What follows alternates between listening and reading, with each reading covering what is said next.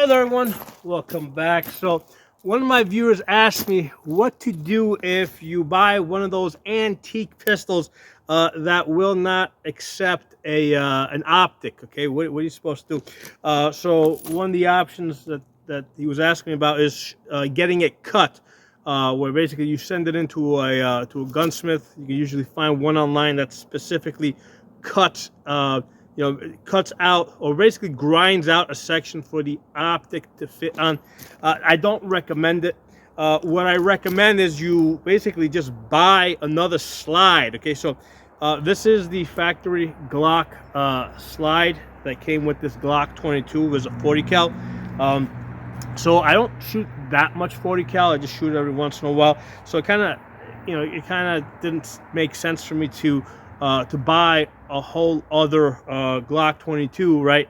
That was, basically a Glock MOS that was factory cut. So what I did is I just got this Hooper Gunworks slide, okay? That's RMR cut to take basically a Holosun 507, and it looks pretty good. It's got these lightning cuts here. When I got it, I think it was maybe something like $150. Sometimes you can get them cheaper, sometimes they're more expensive. So all I did is I just bought the slide, and then I just swapped out all the parts. So on the back here, let me take this apart for a second.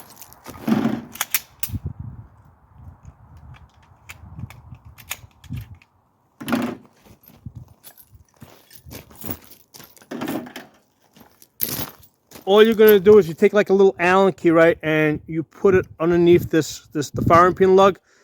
You stick it in there right behind the plastic. There's a little plastic sleeve, and you pull it down, right. And then when you pull it down, it takes the tension off. So you can just kind of put your fingernail over here and push out the back plate. That is, you just put an Allen key in there behind the little plastic, pull it down, and then push the end plate out. And that will allow you to take out the firing pin, take out the extractor rod, take out the extractor, take out the firing pin block over here, and then you can use the same. Basically, I use the same barrel, same recoil spring, and you just swap it in, right? So it's only going to cost, like I said, when I got it, I think it was something like $150.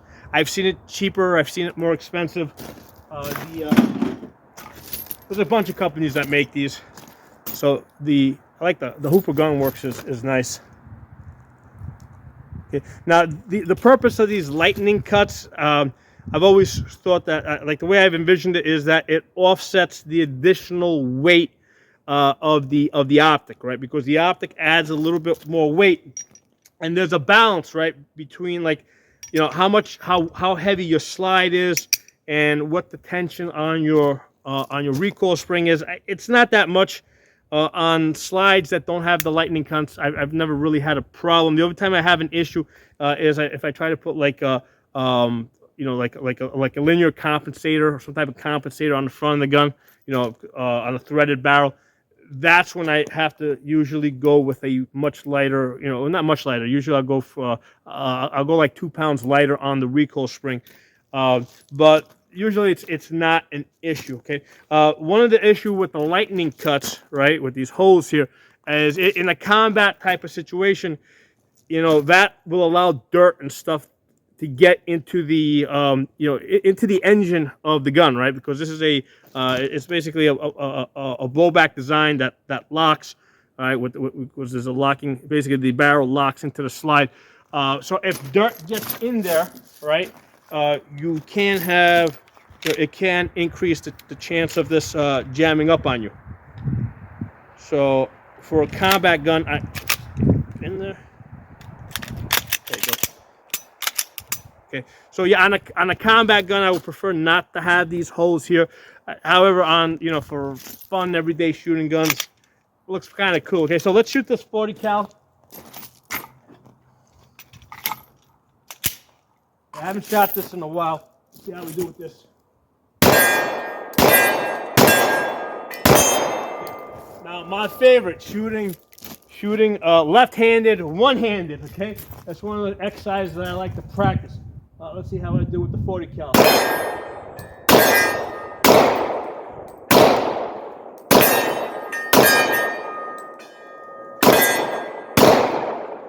So I've covered this in a different video. When you are shooting one-handed, right? Little tip for you guys. When you are shooting one-handed, because basically wherever the opening is in your grip, this is where the gun is trying to come out. So if I'm holding it right-handed, this is the opening. The gun's going to want to kick in this direction. If I'm holding it in my left hand, the gun wants to kick in this direction. So what I do is I offset with my trigger finger. So when I press the trigger, I'm actually pulling a little bit to the left to offset that pull. So normally if I'm shooting two-handed and I'm pushing into the gun, I'm pressing the trigger straight back. I'm being careful not to pull left or right. Right? I want to keep my optic on the target as I press that trigger. But when I'm shooting one-handed, I actually basically I hook my finger a little bit more, and then you see how I pulled left? Let me do that again. Right, so normally if I'm shooting with two hands, right, I'll do it this way so you guys can see it. So when I press the trigger, you don't see the gun moving to the side, right? Okay, but if I'm shooting one-handed, right, I want to hook a little bit to the left. I'm going lefty, like that. See, I want to pull a little bit to the left. I'm shooting right-handed, I'm going to hook the other way. So now I'm going to hook to the right. Right? And what that does is it offsets the kick where the gun is trying to come out of this hole, and that's what allows me to stand here at about, whatever this is, about 10 yards, and still be able to hit that target, okay?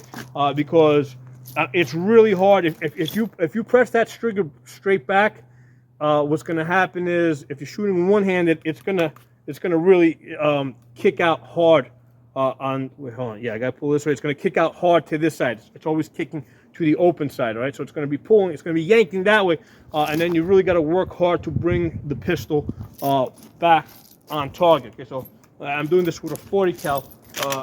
These are decently hot loads. So yeah, it definitely has a little bit of that kick. Like I said, I don't shoot 40 cal that often, just because 9mm for the most part is good enough, does the job. So yeah, I mostly shoot 9mm, but yeah, every once in a while I like shooting the 40 cals and 45 and some other calibers. Now, normally the Glocks that I shoot are polymer 80s, right? Which have basically more of a 1911 style grip.